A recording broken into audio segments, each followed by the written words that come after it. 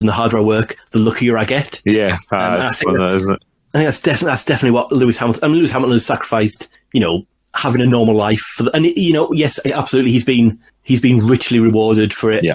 But the sacrifices he's made, and there's a reason why his teammate can't get anywhere near him. There's a reason why the other teams aren't getting anywhere near them. It's because he's the best and he demands the best from everyone. And we all cringe or laugh when he throws his toys out the pram about when he only finishes third or something in a race.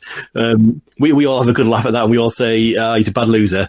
But that's what's made him. I think the thing that will stand out for me with Lewis Hamilton, and I don't want to kind of labour the sort of racial point or anything, but the reason, because I've never been his biggest fan, and I always dismiss him as having he's been in the best car, right? So but he's in the best car now, right? But in order to get to where he's got, given the fact that he's a black man in a predominantly let's not say a predominantly white sport, a white man's sport, it just is a white man's sport, and the fact he had to be better than everybody else in order to get that seat in the first place. And yes, he's petulant, and he's, he comes across bratty when he loses and stuff like that. But I think in the last sort of 6 months, I've had a whole new respect for him, and given how he conducted himself. I still am not the biggest fan of his, but you have to take your hat off to him, both professionally and as an activist. So, yeah, well done, Lewis. Yeah, absolutely, yes. Yeah. Okay, so we'll move on to the football now, because obviously I've got plenty to talk about. But I have to apologise, James, because I said we'd bring back the Usher versus Usher challenge, and I just haven't been able to do that. But, okay. But do you fancy a quick quiz? Yeah, go on. Go on. Okay, so I was kind of inspired, not only last week by your wholly original idea, but I noticed that, we'll talk about this later, but the laughable move by Sky to make the 5 games that aren't on satellite television over the weekend available through Sky Box Office for £15. Okay, so that may seem, that's so some of these mega rich Premier League clubs can recoup some of the money that they lose, because obviously the massive TV money isn't enough. They're going to miss their home gate, so that'll help supplement that, which is fantastic. But I think fans of lower league clubs like yourself and me have been streaming football since the season started again. So with inspired to that, I've got a little quiz for you, James, and the quiz is called Ping Zingle Buffering, Awooga Hartlepool, Splutter Sniff Ackies, Premier League, Wallop Bash Gateshead, Islands in the Stream, Dunfermline. Okay, so what I want you to do is I am going to give you the name of 4 clubs, okay, who offer streaming services to their fans. And what I would like you to do is put them in order of which match is the most expensive to watch. Okay? So you have Gateshead, Hartlepool, Dunfermline Athletic, and Hamilton Ackies. Okay, so if you could put them, starting from who is the most expensive to who is the least expensive. Well, I reckon that I've got a bit of a bit of an advantage, because I did watch the first Hartlepool game of the season on the stream. I had to listen to the second one on the radio, unfortunately, because I was travelling. But I reckon we have sort of priced ourselves at $9.99. Okay, I reckon we've undercut people. So I'm going to say that the most expensive will be Dunfermline. Okay, because people in Leith, they deserve everything they get. Yeah. Then I'll say Gateshead. Then I'll say Hamilton, and then I'll go for Hartlepool in 4th place. James, I'm sorry to tell you that you have failed. You have failed miserably on that. Oh wow! So the most expensive at £15 are Hamilton Academical. Oh, right, okay. Then Dunfermline Athletic, who play in Fife rather than Leith. But did I say Leith? Oh, well, yeah. Sorry. They come in at £12. Then Hartlepool, come in at a very competitive £9.99, and then Gateshead at a very competitive £7. Wow. So you got 0 out of 4 there. But all I say is, James, thanks for playing. Ping, Zingle, Buffering, Awooga, Hartlepool E, Splutter, Sniff, Ackies, Premier League, Wallop, Bash, Gateshead, Islands in the Stream, Dunfermline. Thank you for having me on the show. My pleasure. Okay, so let's talk some football, will we?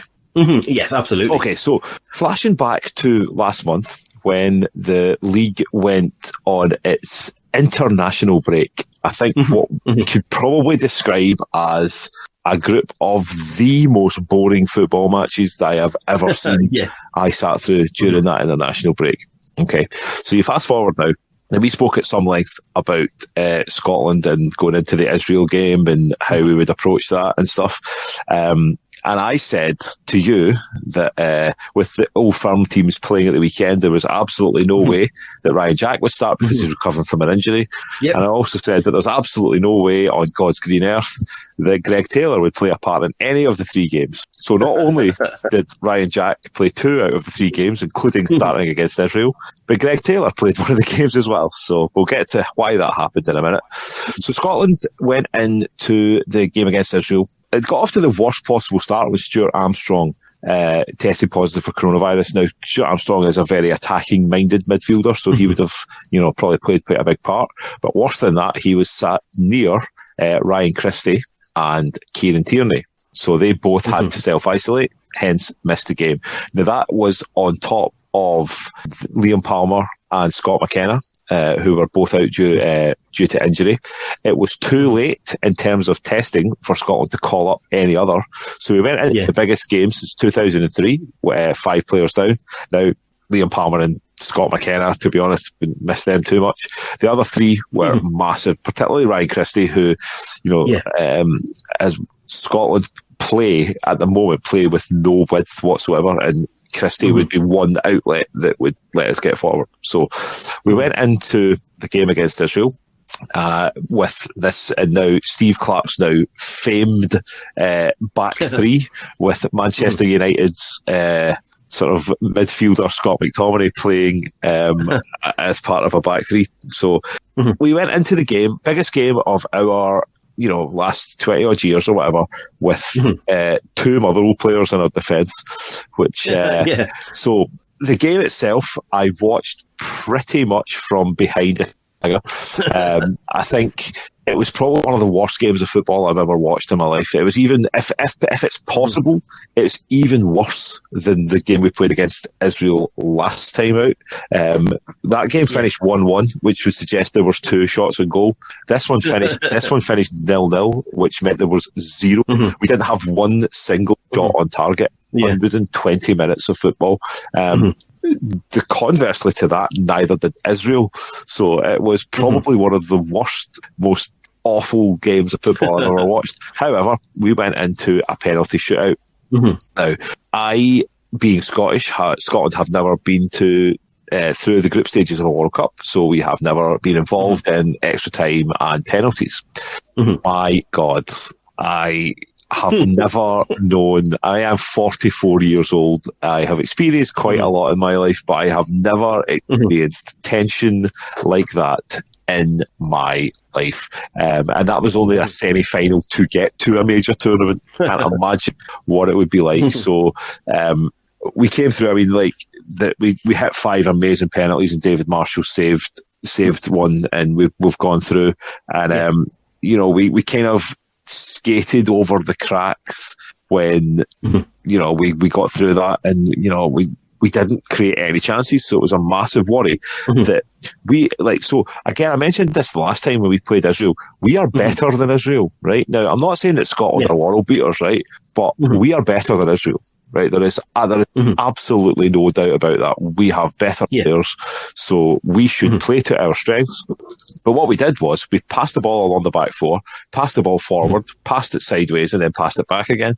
Right now, in that Scotland team, you look at this is a team full of guys who play in the Premier League week in and week out. So you've got Andrew Robertson, you've got John McGinn, Ollie McBurney, these are Premier League footballers who looked like they didn't know how to play football. My brother texted me during it, and he says, we've got 6 guys who play in the Premier League, and it looks like they don't know how to play football. It was like, so Andy Robertson is, this world-class left wing-back who doesn't, every time he'd get the ball, and instead of attacking the byline and trying to get across in, he checks back every time. And so we've got Dykes and McBurney, we play 2 up front, but we don't get any service to them. I was like, you might as well play nobody up front because the ball's not going forward. And it was frustrating, and I had a few cans, and Kelly, my darling wife, she watched it with us because she didn't want me to watch it by myself in case and even she was going, why is nobody trying to score? I was like, my wife, who has absolutely no interest in football, was like, nobody's trying to score here. And, so if my wife can see it, but anyway, so we managed to get through the game, and we went, you fast forward a couple of days to Slovakia, and same thing. We play 2 up front, but a slight change. We changed Ollie McBurney for Ryan Fraser of Newcastle, who, to be honest, looked really good in the 2 games he played against Slovakia and the Czech Republic. You can tell he's still struggling for a little bit of match fitness, but we seem to have hit on something with Fraser and Dykes up front.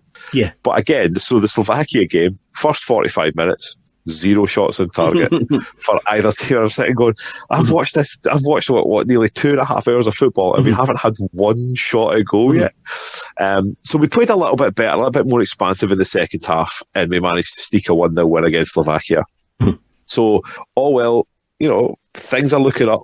Again, we're not creating enough, but, things are looking up. But then we go to play Czech Republic, and it's honestly it's almost like the lads had grew 6 feet. They came on, they took the game to the Czech Republic. We went 1-0 up after 6 minutes, but we created more in that first 25 minutes than we created in 2.5 hours in the previous 2 games. But, yes, okay, our goal led a little bit of a charmed life in the second half, and the boy from West Ham, I can't remember his name, but he missed an absolute, sitter. I reckon either of us could have scored it, James. I think that's how easy it would have been. But Vidra missed a couple as well, didn't he? Yeah, the Burnley boy. Yeah, he missed a really good chance in the first half. But the thing is, this is a very dangerous place to be for a Scottish football fan, right? I'm hopeful. I think if we'd have lost or drawn the game against the Czech Republic, I would feel the same way going into the Serbia game that I did going into the Israel game. But the fact that we've beaten Czech Republic and Slovakia, teams that are better than us in terms of ranking, I think Slovaks are a good 15 places above us. Czechs are only 5. But the Czech, that was a good side we played last night, and we beat them. So I reckon Serbia will still be the favourites next month. But, I am confident that we could get to this tournament. So I think just where I was going into the international break, as a Scottish football fan, you go into an international break, thinking, hoping Scotland will do well. You come out of an international break with your head in your hands. But I'm walking tall. I'm wearing my Scotland shirt in public again, and it's. But to be honest, mate, I'm actually buzzing, and I don't remember the last time the Scottish football team had me buzzing about anything that they've done. And I reckon we've given ourselves a great chance. And yes, I still think there's issues. There's issues.